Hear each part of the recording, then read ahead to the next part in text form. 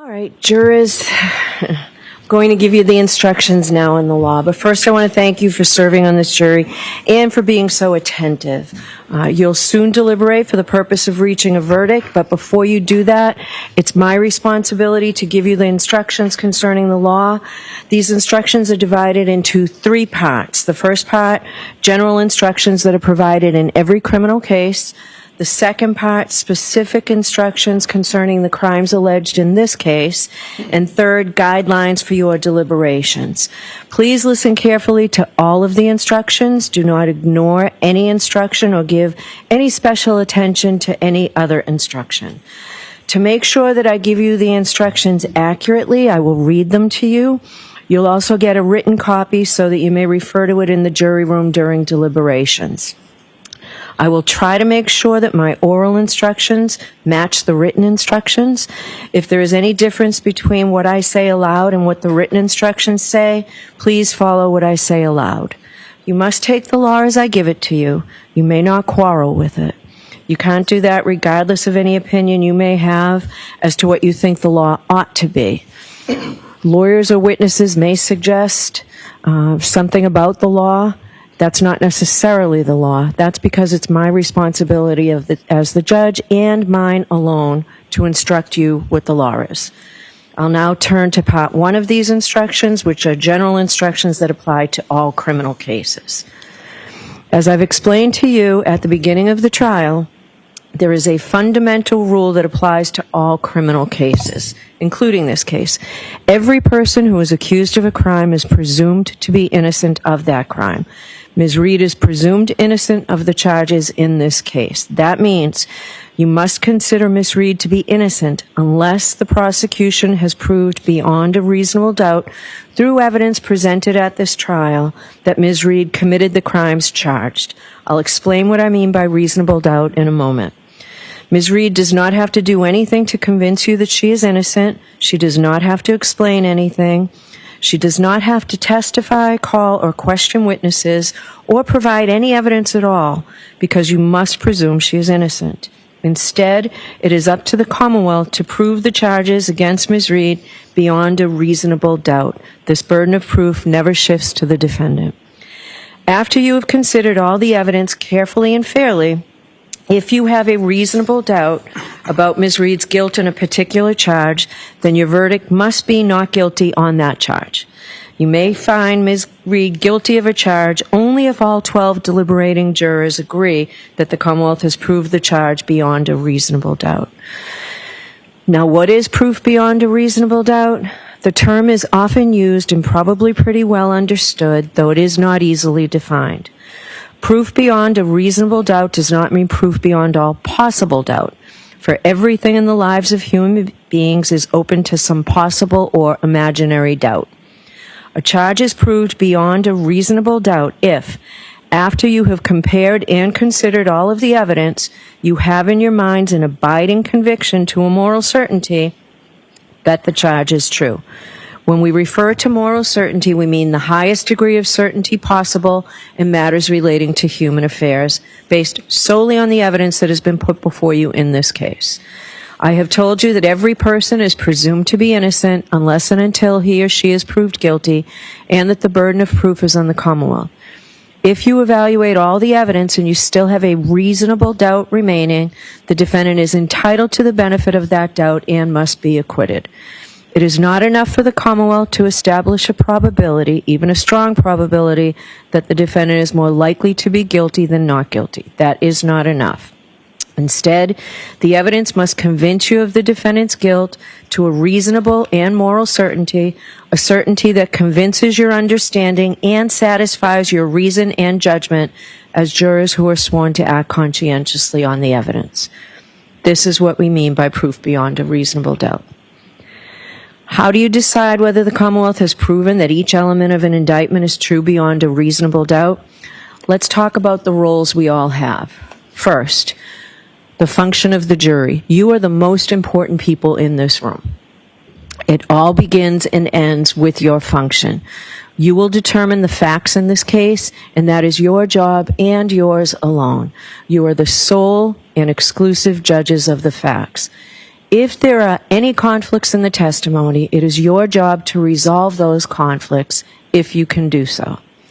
Once you determine the facts, it is your duty to apply those facts to the law as I explain it to you, and to determine whether the Commonwealth has proven its case beyond a reasonable doubt. You must decide the facts solely and entirely on the evidence as you have seen, heard in this courtroom, and on nothing else. No prejudice, no bias, no fear, no favor. You must not be swayed by personal likes or dislikes.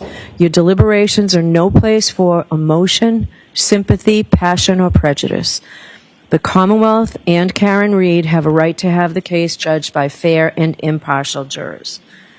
All parties who come before the court stand as equals before you. Therefore, your verdicts must be based on the law as I'm giving it to you, and on the evidence and the facts that you find, and nothing else. You cannot allow yourselves to be influenced by any personal feelings you may have about the nature of the crimes with which Ms. Reed has been charged or the consequences of your verdict. Just the cool, reflective, and impartial sifting of the evidence so that here in this courtroom, justice may be done. Your focus is on the evidence. I am the judge of the law. My job is to teach you the law that you must follow in the case. However, I have no opinion about how you should decide this case. You should not consider anything I have said or done during this trial as reflecting any opinion by me about how you should decide this case. If you believe I have an opinion about the facts of this case, you must disregard it. You must decide this case based solely on your evaluation of the evidence.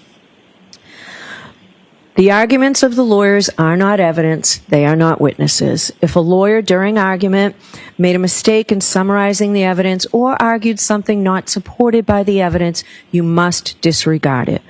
It is the jury's collective memory of the evidence that controls the matter. Lawyers' objections are a proper part of the court procedure and are not part of the evidence. So don't hold it against the lawyers or their client if they made objections, motions, or other requests.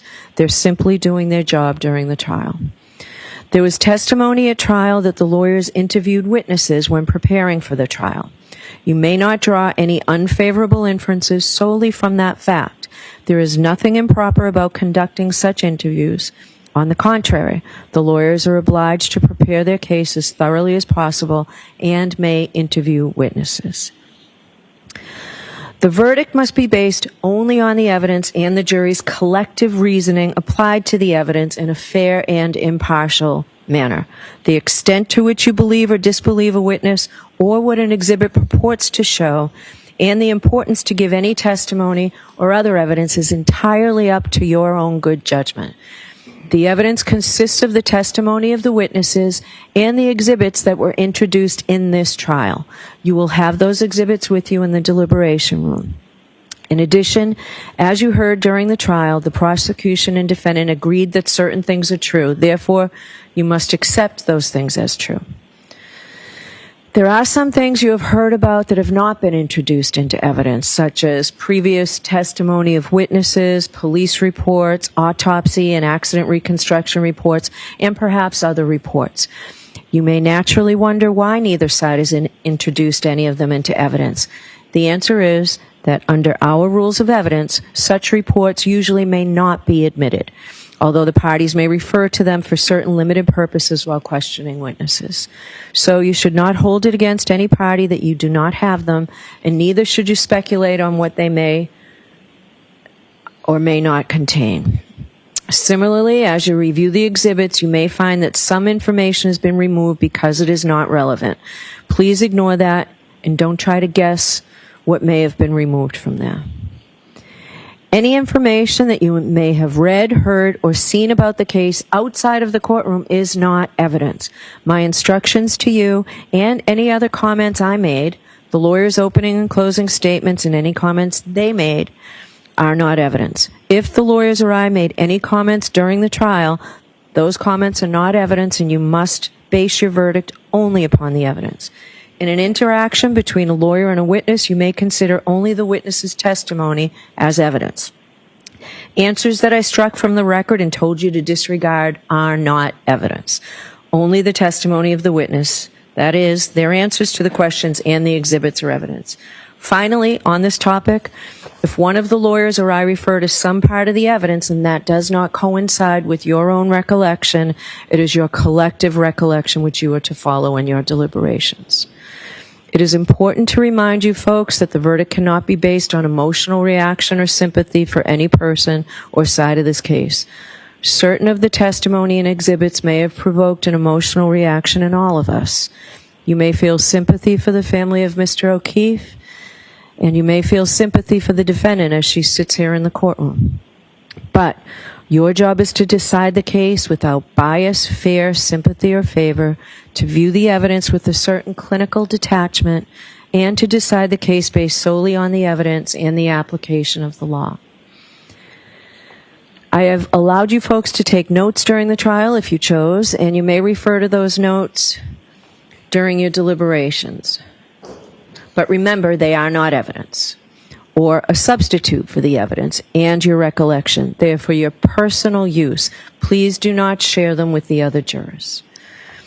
Please consider the evidence as a whole. Do not make up your mind about what the verdict should be until after you've gone to the jury room to decide the case and you and your fellow jurors have discussed the evidence. Keep an open mind until then. For each indictment, you must decide whether the Commonwealth has proved beyond a reasonable doubt that the defendant is guilty of that specific charge. Your decision as to each charge must be unanimous, meaning that all 12 deliberating jurors must agree. You will receive one verdict slip for each indictment. When all 12 jurors agree on the verdict for a particular indictment, the foreperson should check off that verdict and then sign and date the slip in ink. For each charge, if you all agree that the Commonwealth has proved every element to the charge beyond a reasonable doubt, then you should find Ms. Reed guilty of that charge. On the other hand, if you all agree that the Commonwealth did not prove one or more elements of a particular charge beyond a reasonable doubt, then your verdict must be not guilty on that charge. You'll remember that we took a view in this case. It seems like a very long time ago, but we took a view in this case. The purpose of the view was to help you better understand the evidence that you heard during the trial and to help you appreciate the locations and their surroundings. Your responsibility in the view was to see the places, observe them carefully, and remember what you saw. The view is part of this case. You may use and consider the observations that you made while on the view in your deliberations in reaching a verdict. The same is true about the demonstration we saw from the witness stand. The demonstration was done simply to help you understand the evidence, and you may consider it in your deliberations. It is the jury's job to earnestly seek the truth of the matter. In doing that, the jury must decide questions of credibility and reliability. The jury must decide how truthful or reliable or convincing any part of the evidence is. You should evaluate the testimony of a police officer in the same way you would evaluate anyone else's testimony. You must not automatically believe or disbelieve a witness just because the person is a police officer. In deciding questions of credibility and reliability, you may rely on your common sense and reasoning powers and your life experiences. Consider a witness's testimony in the context of all the other evidence, not in isolation. You may consider the demeanor, candor, and appearance of the witness in testifying. Who was the witness? What relationship did they have to the case, to the other witnesses or parties? Did the witness have any bias, reason, or motive to give false or shaded testimony? If so, you may consider that bias or motive in your deliberations and ultimately as to whether or not it impacts the credibility of the witnesses and the assessment of the evidence presented. Is the witness someone likely to give an honest and impartial account? Consider not just whether the witness was honest, but also whether the witness's testimony was accurate and reliable, or honestly mistaken. A prior statement by a witness, if inconsistent with his or her trial testimony in any way, may be considered on the witness's credibility and reliability, and only for this purpose. Also, if there has been a suggestion that a witness recently contrived their testimony, you may take into account any earlier statement the witness made which was consistent with their present testimony. The prior statement is relevant only as to the witness's credibility and reliability, and only for this purpose. You have heard some evidence suggesting that the Commonwealth did not conduct certain scientific tests or otherwise follow standard procedure during the police investigation. This is a factor you may consider in evaluating the evidence presented in this case. With respect to this factor, you should consider 3 questions. First, whether the omitted test or other actions were standard procedure or steps that would otherwise normally be taken under the circumstances. Second, whether the omitted tests or actions could reasonably have been expected to lead to significant evidence of the defendant's guilt or innocence. And third, whether the evidence provides a reasonable and adequate explanation for the omission of the test or other actions. If you find that any omissions in the investigation were significant and not adequately explained, you may consider whether the omissions tend to affect the quality, reliability, or credibility of the evidence presented by the Commonwealth. All of these considerations involved factual determinations that are entirely up to you. And you are free to give this matter whatever weight, if any, you deem appropriate based on all the circumstances.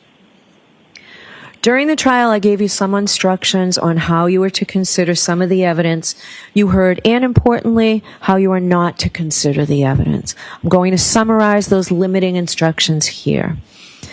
Ms. Reed is not charged with committing any crime other than the charges contained in the indictments.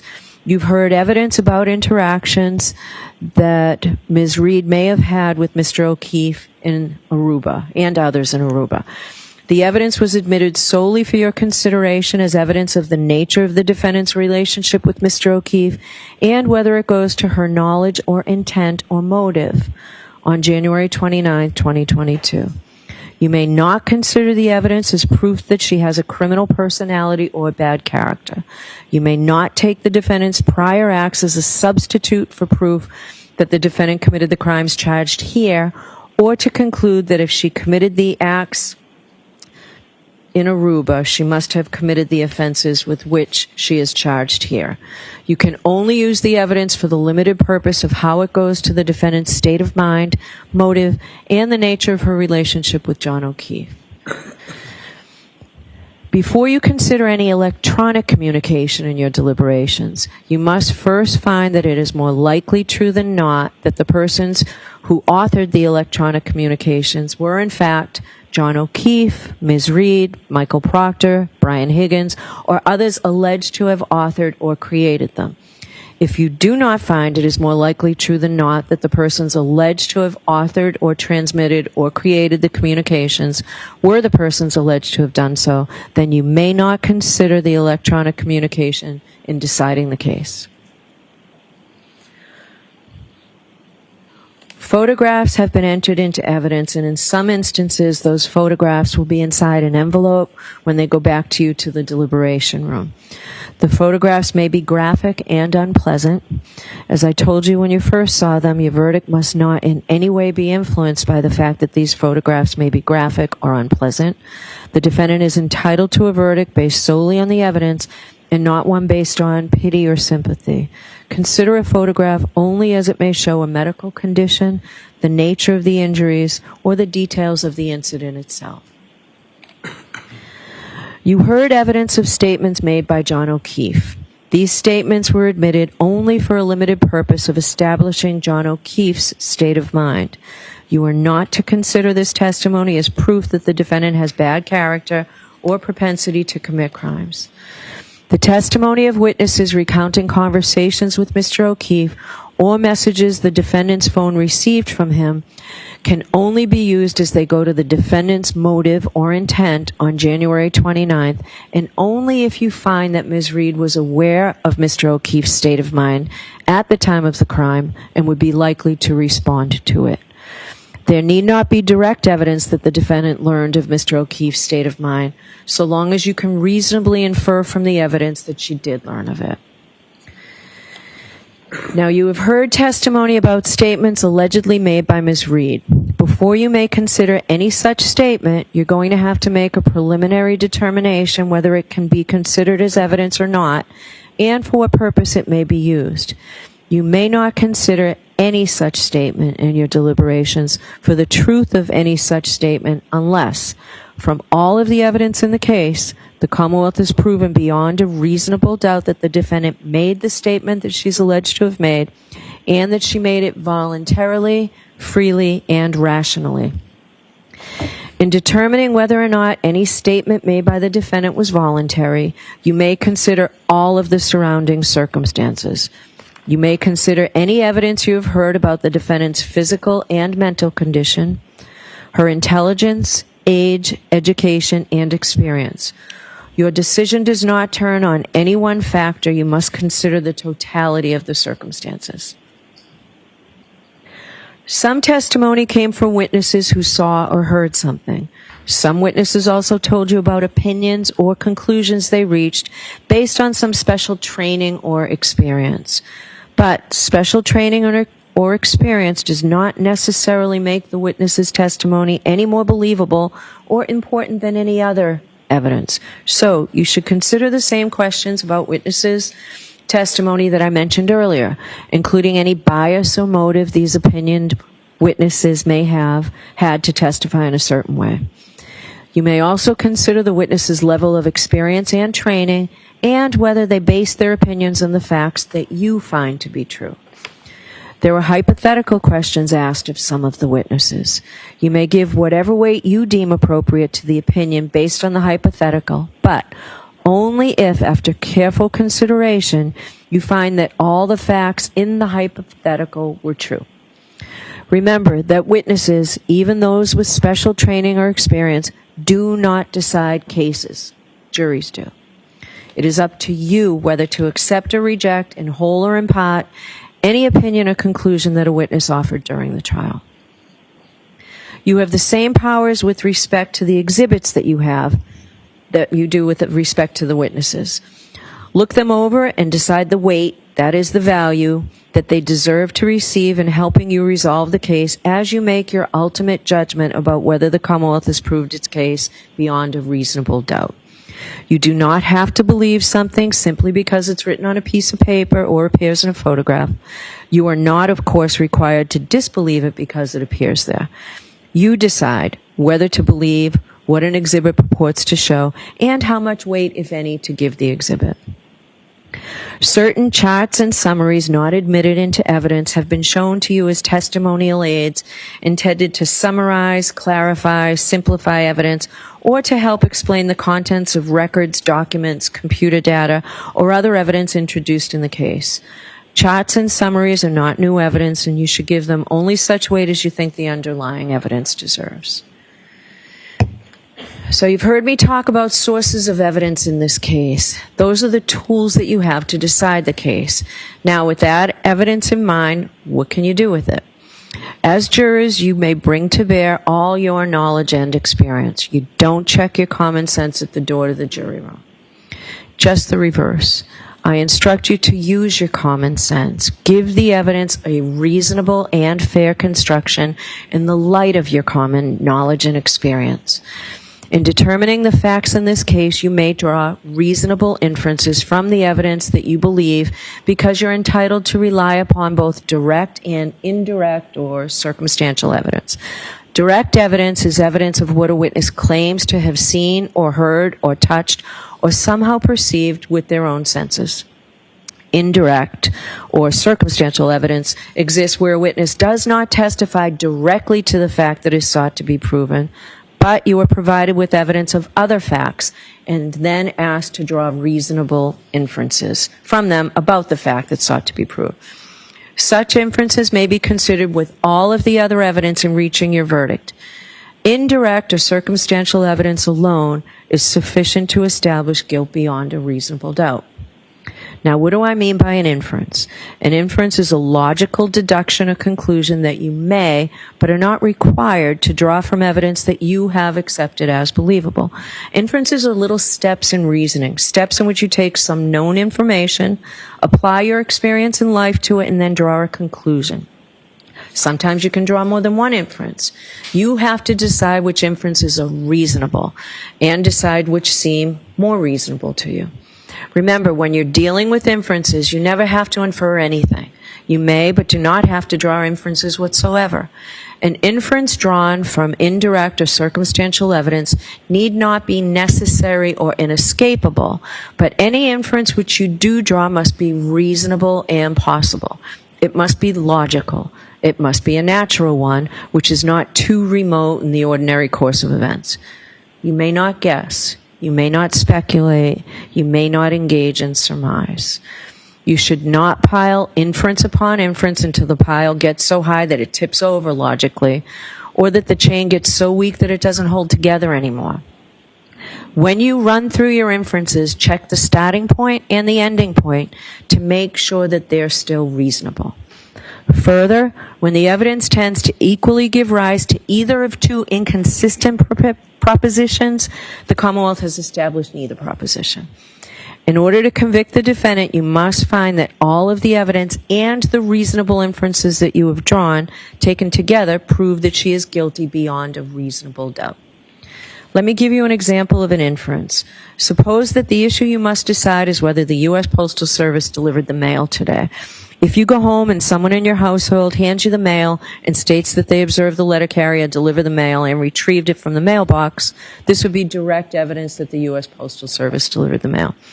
The witness perceived the events with his or her own senses and told you what he or she observed. The issue you would have to decide is whether that witness was credible.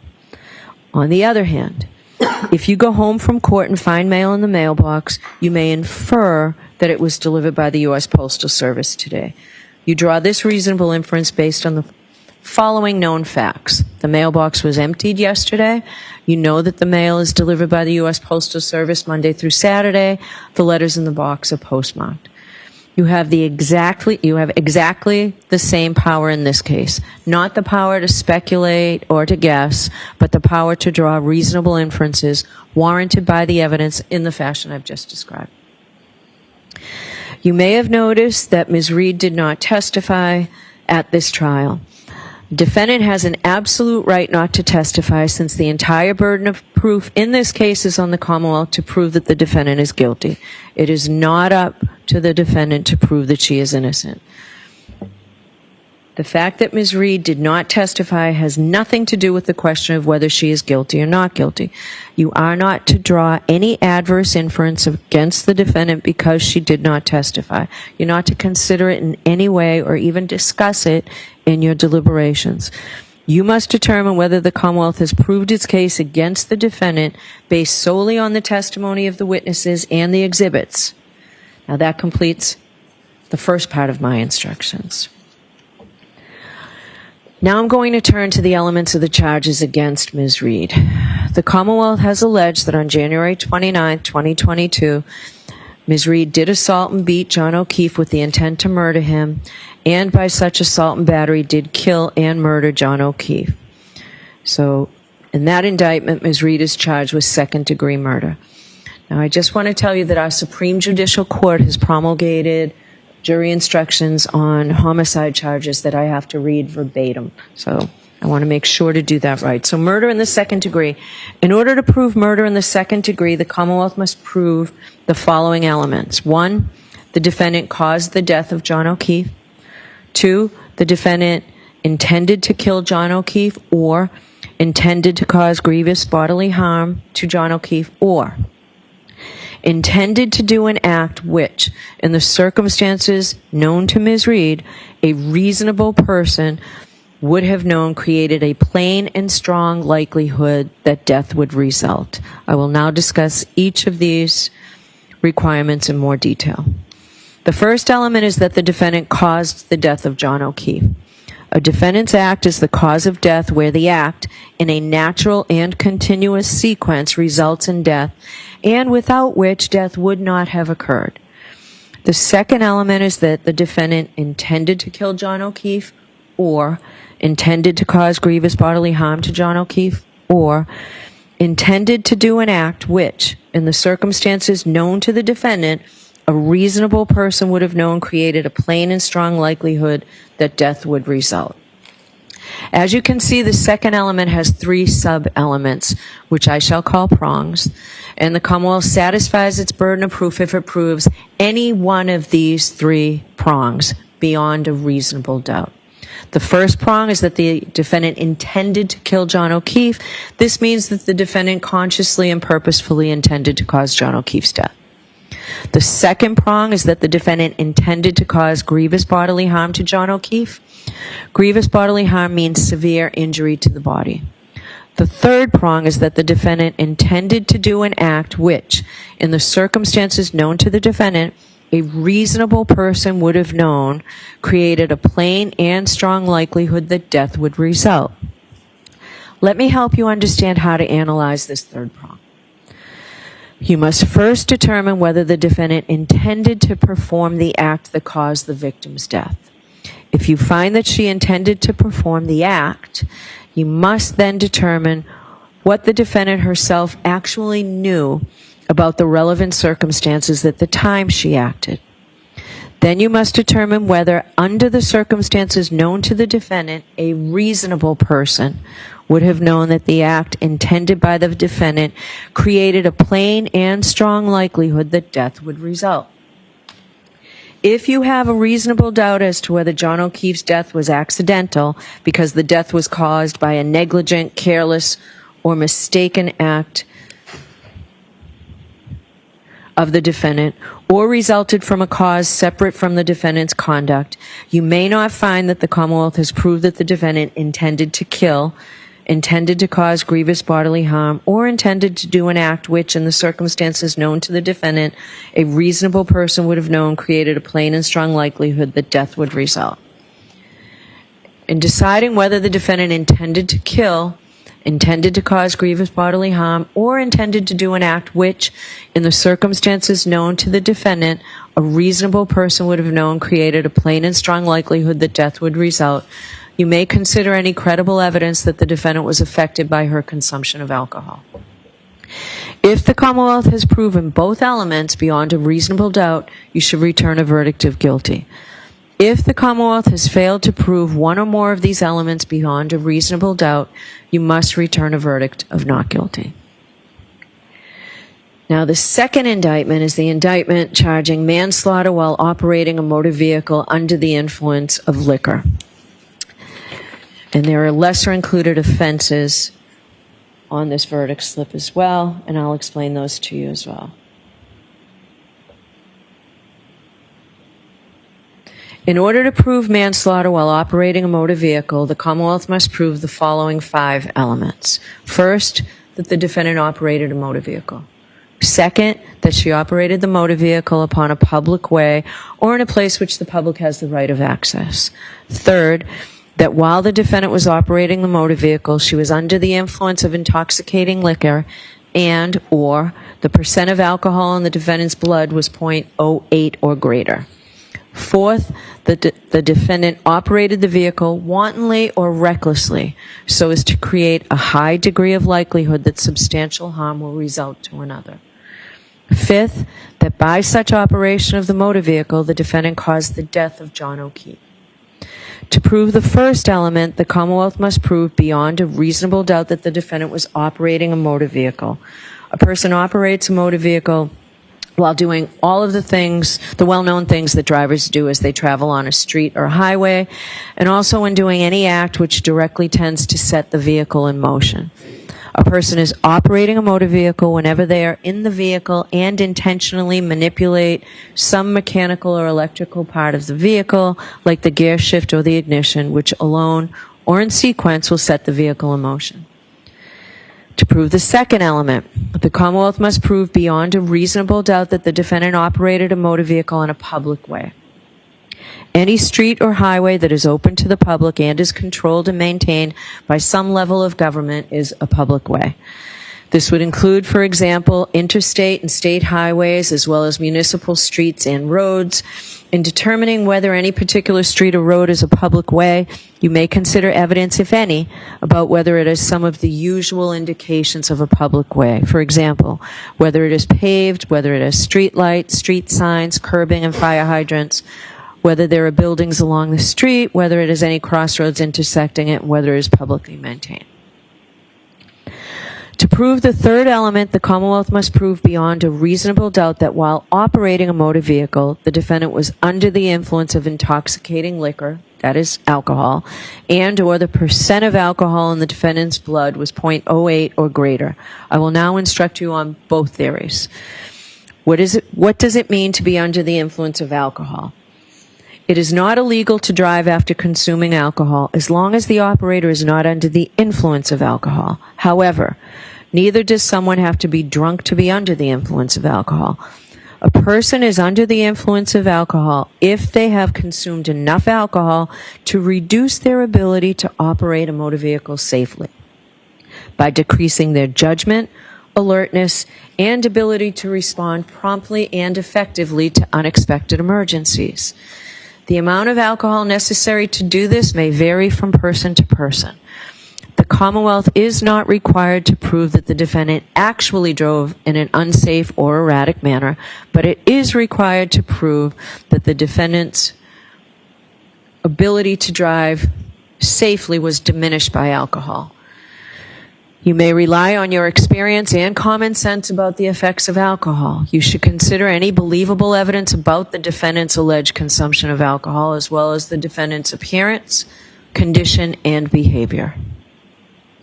In deciding this theory of whether the defendant operated a motor vehicle under the influence of alcohol, you may also consider whether a blood test showed that the defendant had consumed alcohol. However, no matter what the reading is, the blood test is not sufficient by itself to prove that the defendant was under the influence of alcohol. Under the second theory, the Commonwealth must prove beyond a reasonable doubt that at the time of operation, the percent of alcohol in the defendant's blood was .08 or greater. The Commonwealth may prove a person's blood alcohol level by a chemical test or analysis of their breath or blood. In deciding whether the Commonwealth has proved the defendant's blood alcohol level beyond a reasonable doubt, you may consider evidence, if any, about whether the test was administered within a reasonable time of operation of the motor vehicle, whether the person who administered the test was properly certified, whether and how the pre-test procedures were followed and employed, whether the testing device was working properly at the time the test was administered, and whether the test was administered properly. You may also consider any other evidence pertaining to the test or the test results. The fourth element the Commonwealth must prove beyond a reasonable doubt is that the defendant operated the vehicle wantonly or recklessly. A person drives recklessly when they ignore the fact that their manner of driving is very likely to result in death or serious injury to someone, or they are indifferent to whether someone is killed or seriously injured. It is not enough for the Commonwealth to prove that the defendant acted negligently, that is, acted in a way that a reasonably careful person would not. It must be shown that the defendant's actions went beyond mere negligence and amounted to recklessness. The defendant was reckless if she knew or should have known that such actions would pose a grave danger of death or serious injury to others, but chose, nevertheless, to run the risk and go ahead. Whenever I refer to the defendant's state of mind or her intent, you may consider any credible evidence that the defendant was affected by her consumption of alcohol. A defendant may have the requisite state of mind or intent even if she consumed alcohol, but you may consider such evidence in determining whether the Commonwealth has proved this element. Here, the defendant must have intended her acts in the sense that they were not accidental. But it is not necessary that the defendant intended or foresaw the consequences of those acts, as long as a reasonable person would know that they were so dangerous that death or serious injury would probably result. As such, the Commonwealth does not need to prove that the defendant intended to kill John O'Keefe. Rather, this is in that category of cases where public safety requires each driver, once they know what the situation is, to determine and to adhere to an objective standard of behavior. In determining whether the defendant drove recklessly, you should take into account all the facts of the situation: the defendant's rate of speed and manner of operation, the defendant's physical condition, and how well the defendant could see and control her vehicle, the condition of the defendant's vehicle, what kind of road it was, and who else was on the road, what the time of day, the weather, and the condition of the road were, what any other vehicles or pedestrians were doing, and any other factors, including the defendant's consumption of alcohol, that you think are relevant. The fifth element that the Commonwealth must prove beyond a reasonable doubt is that the defendant, by her actions, caused the death of John O'Keefe. The defendant caused the death if her actions directly and substantially set in motion the entire chain of events that produced the death. A defendant's act is the cause of death where the act is a natural and continuous sequence, results in death, and without which death would not have occurred. If the Commonwealth has proven all five elements beyond a reasonable doubt, you should return a verdict of guilty. If the Commonwealth has failed to prove one or more of these elements beyond a reasonable doubt, you must return a verdict of not guilty. Now, the lesser offense of manslaughter while operating a motor vehicle under the influence of liquor includes the lesser offense of involuntary manslaughter. As a matter of law, the indictment that is before you, which charges the defendant with manslaughter while operating a motor vehicle under the influence of liquor, also charges her with that lesser included offense. The Commonwealth may prove the lesser included offense of involuntary manslaughter, even if it fails to prove the greater charge of manslaughter while operating a motor vehicle under the influence. So I'm going to define involuntary manslaughter for you. To prove that the defendant is guilty of involuntary manslaughter because of wanton or reckless conduct, the Commonwealth must prove the following elements beyond a reasonable doubt. First, that the defendant caused John O'Keefe's death.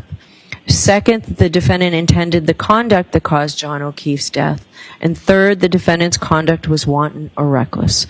I will now discuss each element in detail. The first element is that the defendant caused the death of John O'Keefe. Remember, Ms. Reed caused John O'Keefe's death if her actions directly and substantially set in motion the entire chain of events that produced the death.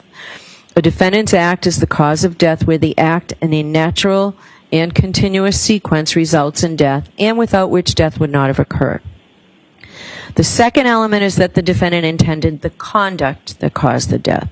The Commonwealth is not required to prove that the defendant intended to cause the death. You may consider any credible evidence that the defendant was affected by her consumption of alcohol.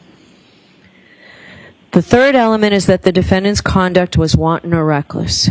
Wanton or reckless conduct is conduct that creates a high degree of likelihood that substantial harm will result to another. It is conduct involving grave risk of harm to another that a person undertakes with indifference or disregard of the consequences of such conduct.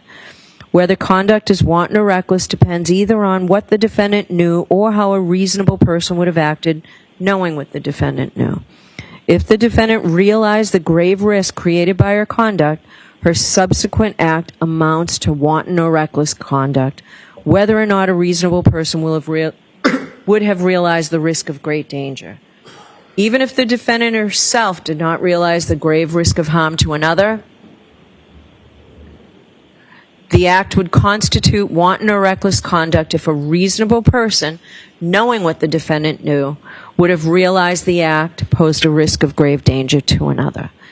It is not enough for the Commonwealth to prove the defendant acted negligently, that is, in a manner that a reasonably careful person would not have acted. The Commonwealth must prove that the defendant's actions went beyond negligence and amounted to wanton or reckless conduct, as I have defined that term. In deciding whether the defendant knew or should have known her conduct created a high degree of likelihood that substantial harm would result to another, you may consider any credible evidence that the defendant was affected by her consumption of alcohol. A defendant may have the requisite knowledge even if she consumed alcohol, but you may consider such evidence in determining whether the Commonwealth has proved this element. Now, the offense of manslaughter while operating a motor vehicle under the influence of liquor also includes the lesser offense of motor vehicle homicide, felony OUI, and negligence. As a matter of law, the indictment that is before you that charges the defendant with manslaughter while operating a motor vehicle under the influence of liquor also charges her with the lesser included offense with that lesser included offense. The Commonwealth may prove the lesser included charge of motor vehicle homicide, even if it fails to prove the greater charge of manslaughter while operating a motor vehicle under the influence of liquor. You may find the defendant guilty of motor vehicle homicide only if you are not convinced beyond a reasonable doubt that the defendant is guilty of manslaughter, and you are convinced beyond a reasonable doubt that the defendant is guilty of motor vehicle homicide. On the verdict slip, that just means you start from the top and you work your way down. In order to prove the defendant guilty of motor vehicle homicide, the Commonwealth must prove the following 5 elements beyond a reasonable doubt. First, that the defendant operated a motor vehicle. Second, that she operated the motor vehicle upon a public way or in a place in which the public has the right of access.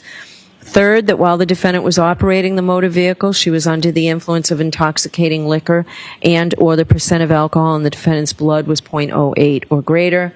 Fourth, that while operating a motor vehicle, the defendant did so in a negligent manner so that the lives or safety of the public might be endangered. Fifth, that by such operation of the motor vehicle, the defendant caused the death of John O'Keefe. Elements 1, 2, 3, and 5 are the same as manslaughter while under the influence of alcohol, as previously instructed a few moments ago. The difference between manslaughter while operating under the influence and motor vehicle homicide is the 4th element, so I'll focus on that. To prove the 4th element of motor vehicle homicide, the Commonwealth must prove beyond a reasonable doubt that the defendant drove negligently in a manner that might have endangered the lives or safety of other people. A person acts negligently when she fails to use due care, that is, when they act in a way that a reasonable person would not act. This can happen either by doing something that a reasonable person would not do under the circumstances, or by not doing something that a reasonable person would do. The defendant acted negligently if she drove in a way that a reasonable person would not have, and by doing so created an unnecessary danger to other people, a danger that she could have avoided by driving more carefully. The defendant's intent does not matter, so do not consider it in determining whether or not the defendant was negligent. There is no requirement that the Commonwealth show that the defendant intended to act negligently or unlawfully.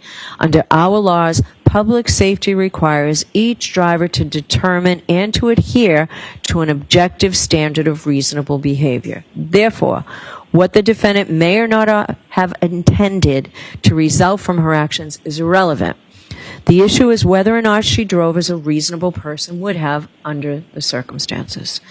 In determining whether the defendant drove negligently in a manner that might have endangered the lives or safety of other people, you should take into account evidence, if any, about the defendant's rate of speed and manner of operation, the defendant's physical condition, and how well she could see and control her vehicle, the condition of the defendant's vehicle, the kind of a road it was and who else was on the road, the time of day, the weather, and the road conditions, what any other vehicles or pedestrians were doing, and any other factors, including the defendant's consumption of alcohol, that you think are relevant.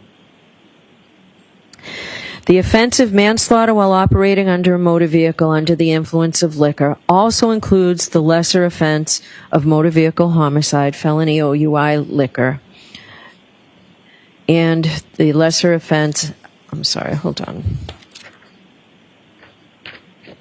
and the lesser included offense of operating under the influence. As a matter of law, the indictment that is before you, which charges the defendant with manslaughter while operating a motor vehicle under the influence of liquor, also charges her with these lesser included offenses. So the Commonwealth may prove the lesser included charge of operating under the influence, even if it fails to prove the greater charges of manslaughter while operating a motor vehicle under the influence of liquor and motor vehicle homicide. You may find the defendant guilty of operating under the influence only if you are not convinced beyond a reasonable doubt that the defendant is guilty of manslaughter, and you are not convinced beyond a reasonable doubt that the defendant is guilty of motor vehicle homicide, but are convinced that the defendant is guilty beyond a reasonable doubt of operating under the influence. To prove the defendant guilty of operating under the influence, the Commonwealth must prove elements 1, 2, and 3 that I instructed you on motor vehicle homicide while OUI.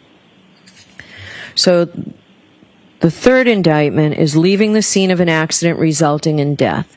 In order to prove the defendant guilty of leaving the scene of an accident resulting in death, the Commonwealth must prove 6 things beyond a reasonable doubt. First, that the defendant operated a motor vehicle. Second, that she operated a motor vehicle on a public way or in a place which the public has a right of access. Third, that the defendant knowingly collided with John O'Keefe. Fourth, that the collision caused injury to John O'Keefe, resulting in his death. Fifth, that after causing such injury, the defendant failed to stop and provide name, home address, and registration number of the motor vehicle. And sixth, that the defendant failed to do so for the purpose of avoiding prosecution or apprehension. Jurors, I've already instructed on the first and second elements. The other 4 elements should be given their plain meaning, and the parties agree that I do not need to define these any further, correct? Okay. Thank you. All right. As a general rule, you're permitted but not required to infer that a person who intentionally uses a dangerous weapon on another person intends to kill that person or cause him grievous bodily harm, or intends to do an act which, in the circumstances known to him or her, a reasonable person would know creates a plain and strong likelihood that death would result. An item that is normally used for innocent purposes can become a dangerous weapon if it is used in a dangerous or potentially dangerous fashion. The law considers an item, in this case a motor vehicle, to be used in a dangerous fashion if it is used in a way that it reasonably appears to be capable of causing serious injury or death to another person. In deciding whether an item was used as a dangerous weapon, you may consider the circumstances surrounding the alleged crime, the nature, size, and shape of the item, and the manner in which it was handled or controlled. That completes my second part of the instructions. I'm now going to turn to the third and final part, which is shorter. In order for a jury to return a verdict, that is, to reach a decision in a criminal case, the law provides that there may only be 12 persons on the deliberating jury, and you will note that there are 18 of you. To avoid the need for a new trial if one or more jurors becomes ill or is to be excused for some good reason, we customarily impanel extra jurors at the beginning of a trial, as we did in this case. Because of the anticipated and now actual length of this trial, we impaneled more jurors than are commonly impaneled. However, when you begin your deliberations, the law in Massachusetts is that only 12 jurors can deliberate. Therefore, at the conclusion of my instructions, Mr. McDermott will reduce your number to 12 on a random basis. The jurors not selected to serve in the jury will become the alternate jurors. If you are selected as an alternate juror, please do not feel that your efforts in this case have been wasted, because as I've indicated, it's important that we have extra jurors in case of an emergency. If we did not impanel extra jurors and a juror became ill, or for some other reason had to be excused, we would have to try the whole case all over again with the new jury. In the event that a juror has to be excused once the jury starts deliberating, then an alternate juror will be chosen to take that juror's position, and the jury will be required to start deliberations from the beginning. Therefore, it's important that the alternates not discuss the case with anyone else, including each other. For if an alternate becomes a member of the jury for deliberations, the alternate's views should be his or her own and not be influenced by anyone else. Different states and jurisdictions use different means to select a foreperson of the jury. In some jurisdictions, the jurors select their own person. In Massachusetts, the judge is responsible for selecting the foreperson. A foreperson of a jury has been described as the first among equals. He or she is responsible for organizing the deliberations, communicating with the court if necessary during deliberations, and presenting the verdict following your deliberations. The foreperson has no greater say or vote in the jury's deliberations. However, and in that sense, the juror is equal with all other jurors. I am going to ask the juror seated in seat number 1, your juror number 5, sir, would you agree to be foreperson in this case? I'm going to ask you if you would be foreperson in this case. Thank you. I always appreciate it when people say yes before I tell you what's involved, but thank you very much. All right. So the foreperson will be given the verdict slip setting forth the charges against the defendant. 12 jurors must agree. So, all right, so I skipped the line. When you return to the jury room to deliberate, the court officers will deliver to you all the exhibits in this case, as well as the verdict slips that you'll be using in returning your verdict. So the foreperson will be given the verdict slip setting forth the charges against the defendant. 12 jurors must agree before you have a decision to any specific charge. That means that to find the defendant guilty, all 12 must agree. To find the defendant not guilty, all 12 must agree. You should consider each indictment individually and continue deliberating until you've reached a final verdict. You should not begin deliberating until all 12 jurors are together in the jury room and should cease deliberating if any one juror is not present in the jury room. It is important that you not communicate with anyone outside the jury room about the deliberations or about anything concerning this case. Further, I remind you that no juror is better qualified to determine the truth of the facts in this case, to dispute or to deliberate on a verdict solely because of education, background, or experience. The parties and I have chosen each of you as fair and impartial jurors, and your voices have equal weight. To reach a unanimous verdict, each juror must agree. Jurors have a duty to consult with one another and to deliberate with a view to reaching an agreement, if it can be done without violence to individual judgment. At the same time, each juror must decide the case for himself or herself, but only after impartially considering the evidence with his or her fellow jurors. Don't hesitate to re-examine your views and change your opinion if convinced it is wrong. But no juror should surrender an honest conviction to the opinion of fellow jurors simply for the purpose of reaching a verdict. Although how you conduct your deliberations is up to you, I urge you not to begin by conducting an immediate straw vote. Rather, I encourage you not to take any votes before you've had completed a careful and thorough collective view of all the evidence. At this point, I want to remind you of an important issue that I raised with you at the beginning of this trial. I told you that our system of justice depends on judges like me and jurors like you being able and willing to make careful and fair decisions. All people deserve fair and equal treatment in our system of justice, regardless of their race, national origin, religion, age, ability, gender, sexual orientation, education, income level, or any other personal characteristic. I also pointed out that we all have our own built-in expectations and assumptions, even if we are not conscientiously aware of them. And I talked about some of the ways we can try to deal with them. First, slow down. Do not rush to a decision.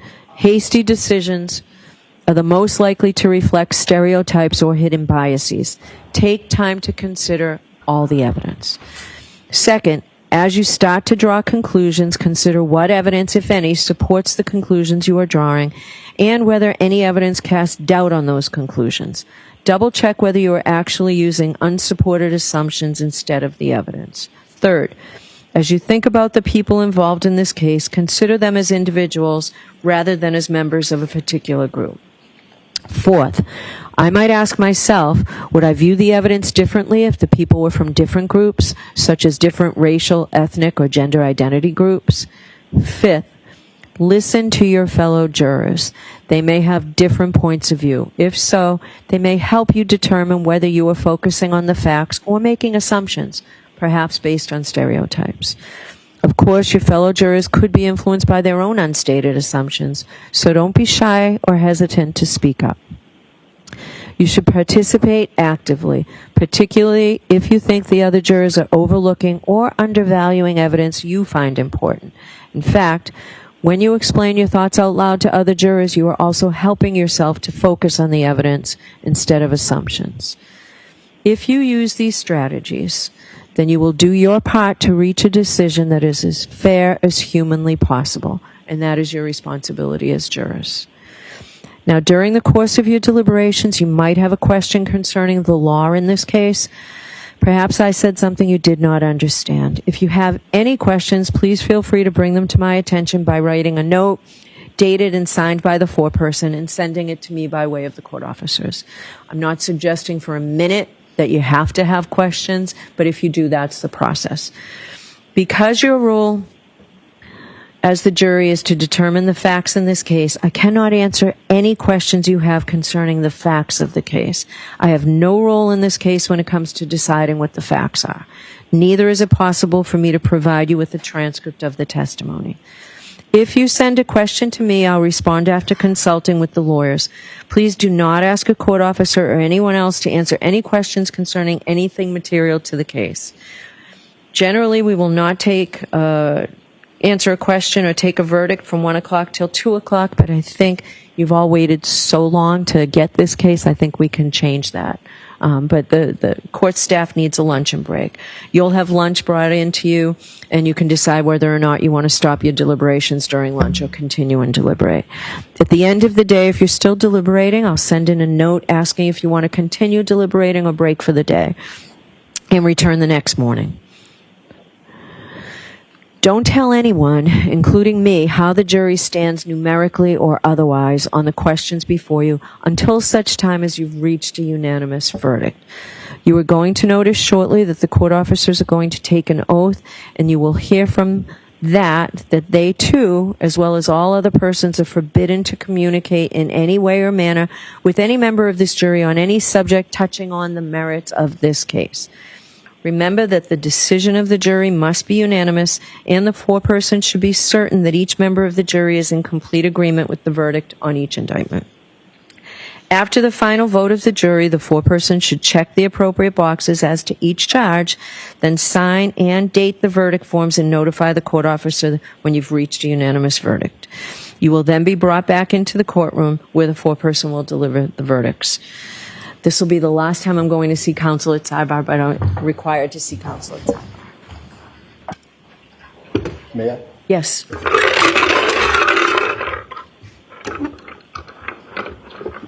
Could the juror sitting in seat number 13 step down and take your place as an alternate? Could the juror sitting in seat number 7 step down and take your place as an alternate? Juror 6, could you step down and take your place as an alternate? Juror 17, could you step down and take your place as an alternate? Juror 2, could you step down and take your place as an alternate? And Juror 8, could you step down and take your place as an alternate? All right. Yes, please do. Could I have the court officers raise your right hands? Do you swear that you will keep this jury in alternates in some separate but convenient place until they agree, that you not suffer any person to speak to them, and to speak to them yourselves, nor ask them if they agree, nor suffer them to disperse until they have discharged their verdict, except by further order of the court, so help you God? Thank you. All right, so members of the jury, I need not remind you that you have an important responsibility, but I believe that you will bring to bear all the wisdom and the judgment and conscience that you possess in reaching your verdict in this case. All that we can expect from you is that you decide the case with integrity and with principle. We all expect you to reach an impartial verdict dictated by your logic, without bias, without prejudice or sympathy, and not prompted by any facts except those that you've heard here in court during the trial. We are looking for impartial judgment dictated by your reasoning and the fullest discharge of your oaths as jurors. You may retire and deliberate your verdict. Jared, make sure